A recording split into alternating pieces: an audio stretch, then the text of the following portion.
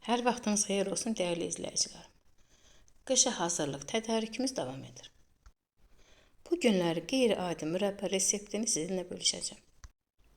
Qırmızı, acı və şirin bibar mürəbbəsini hazırlayacağım. Əgər indiyə qədər hazırlamamışsınızsa, buyurun keçid edib videomu izləyib sona qədər izləyə bilərsiniz. Hazırlayan hər kəsə nuş olsun. 700 qram bibarlar tərtəmiz yuyub içərisindəki tumları təmizlədim. Məndə 2 ədəd şirin idi, 2 ədəd acı bibar idi.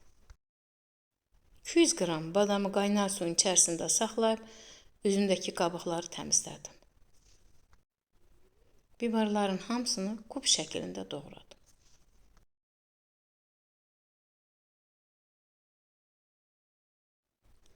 Bunu da qeyd edim ki, mürəbbə çox dadlı idi. Həqiqətən bir dəfə hazırlasanız çox bəyənəcəksiniz. Acı bibarları da bu formada hamısını kub şəklində doğradım.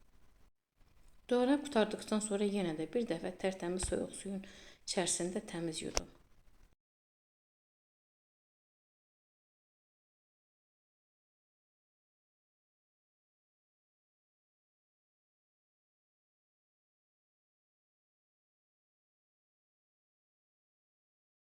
Doğradığım bibarları tərtəmiz yuyandan sonra bir qazanın içərisinə əlavə etdim. Məndə 500 qram bibar alındı. İçərisinə 2 stəkan dolu şəkər tozu əlavə etdim. Yəni 500 qram doğranmış bibarın üzərinə 400 qram şəkər tozu əlavə etdim və bu cür qarışdırdım. Yarım saat dinləməyə qoydum.